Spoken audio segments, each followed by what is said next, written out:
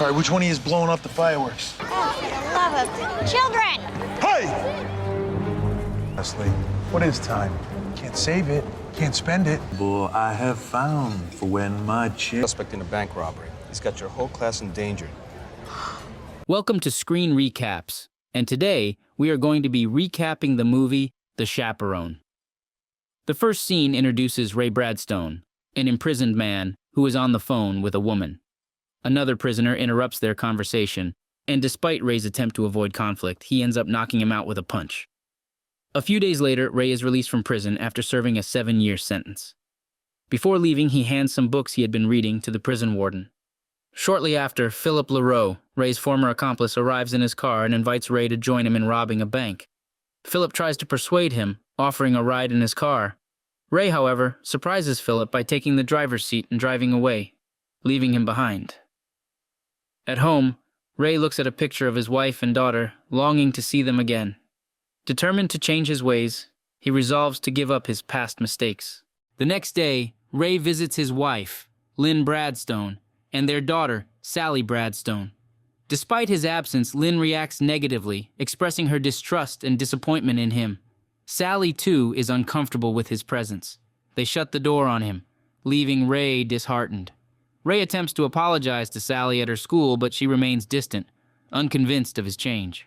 Later, Ray intervenes in a fight among schoolboys and is introduced to Sally's teacher, Miss Miller. Impressed by his demeanor, Miss Miller invites Ray to accompany them on a museum tour as a chaperone, which Ray eagerly accepts as an opportunity to bond with Sally. In the evening, Philip approaches Ray again, urging him to join in a robbery, but Ray refuses once more. It turns out that in the past, Philip betrayed him, which led to Ray's incarceration. The following day, Ray pays another visit to Lynn, but this time, he encounters her current husband. The two share a kiss right in front of him, leaving him upset. Despite his efforts to convince her that he can make his family happy, Lynn dismisses him, citing his lack of employment as a barrier to change. Recognizing his need for money, Ray searches for job opportunities but faces rejection due to his criminal record. To worsen matters, he discovers his apartment ablaze. Left with no alternatives, Ray reluctantly joins Philip's team in their bank robbery scheme. In the next scene, Ray, Philip, and 2 other accomplices head toward the bank. During the journey, Goldie's incessant chatter annoys Ray. He reflects that the only thing he enjoyed about prison was being away from such company. Upon arriving at the bank, Philip and the others don masks and enter, while Ray is instructed to stay in the car. While waiting, Ray glimpses Sally and her classmates boarding a bus for a museum tour, triggering memories of his happy moments with her. Realizing the wrongfulness of his actions, he exits the car, discards the keys, and walks away. Ray boards the bus, becoming a chaperone for the students' trip. Sally, recognizing him, becomes upset and demands he leave. However, Ray remains, fearing he'll lose his daughter if he departs. Meanwhile, Philip and the gang carry out the bank robbery, only to find Ray gone and the keys missing upon their return to the car. Forced to flee, they scatter to evade capture. Dale, in his escape, stumbles upon the school bus but leaves the money bag behind in his panic. Subsequently, he is apprehended by the police. Philip and Goldie steal a car and pursue Ray upon spotting him on the bus. In a fit of rage, they chase him but collide with a truck. Philip, determined to find Ray, obtains information about the bus's destination from the school.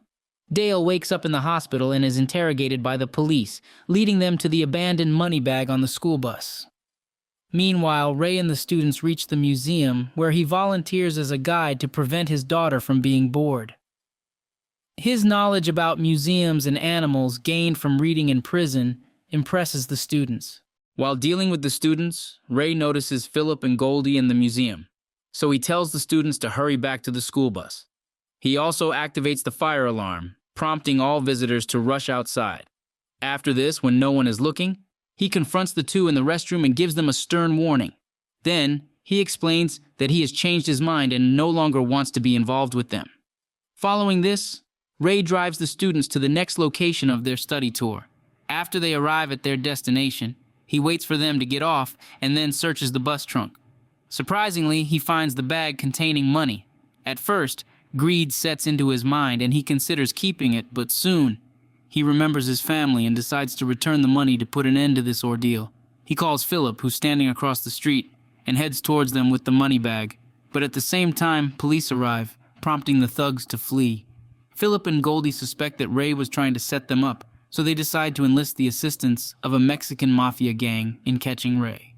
The same afternoon, Ray and the students drive to their hotel, and Miss Miller instructs them to quietly settle into their rooms. As soon as they arrive, Ray takes the money bag and enters his room. He then calls Philip and asks him to pick up the money from the hotel where he's currently staying. However, Philip, who believes that Ray double-crossed him, demands that he deliver the money to a more secure and hidden location. As Ray continues discussing, Sally arrives there and apologizes for giving him a hard time. Then, the father and daughter have a pleasant reunion after a long separation. In the evening, he takes her to a music shop and then a restaurant. In this way, the two start sorting out all their differences. In the midst of all this, several detectives arrive at the hotel and question Miss Miller about Ray's whereabouts. They also inform her of Ray being a suspect in the bank robbery case, freaking her out. A short while later, Ray walks Sally to the hotel and suggests she spend time with her friends, particularly Josh, who seems to like her. Sally happily returns after having a good time with her father, but her joy is short-lived as she sees news of Ray being charged with robbery. Enraged, she confronts him right away, expressing her disappointment for trusting him again. But Ray is not ready to give up on his daughter so easily. He explains everything that's going on, which finally calms Sally down. Meanwhile, he notices detectives nearby and realizes he's a target. So he asks Sally to retrieve the bag of money from his room. After getting the bag, Ray instructs Sally to join her friends while he goes to return the money. Sally agrees and starts walking back, but unfortunately, Philip and Goldie ambush her. Meanwhile, when Ray arrives at the specified location, he encounters 3 Mexican gang members. Annoyed that he was set up, he swiftly defeats them. Shortly after, he receives a call from Philip, revealing that Sally has been kidnapped. Enraged, Ray warns him not to harm Sally or face consequences, but Philip remains unfazed, summoning Ray to a secret location for an exchange. Ray quickly hails a cab and heads to the location. Before leaving the cab, he hands some cash to the driver, instructing him to drive away as soon as Sally gets inside, following their plan. Sally successfully escapes and returns to the hotel with her friends. Realizing her father is in danger, she decides to assist him. She enlists the help of 3 of her male friends, Josh, Simon, and Benny. Simon uses his iPad to track her father's phone, while Benny distracts the detectives with firecrackers, allowing them to sneak out of the hotel. Meanwhile, Ray is restrained by Philip and Goldie. Philip beats him up, demanding the location of the money bag, but Ray remains silent. Shortly after, Sally and her friends arrive at the location. They divide into 2 teams, with one distracting the criminals with firecrackers and the other untying Ray.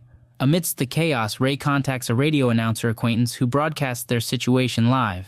Eventually, the police, as well as Lynn, hear the broadcast and rush to the scene. As Philip and Goldie hold Ray and the students at gunpoint, Philip inadvertently admits Ray's innocence, unaware of the recording. The police arrive just in time to apprehend the criminals. Ray is declared innocent since he was on the bus with the students during the robbery. Lynn arrives, relieved to learn her daughter is safe, but she slaps Ray for endangering the children's lives. Ray remains calm, expressing that he's become a better person.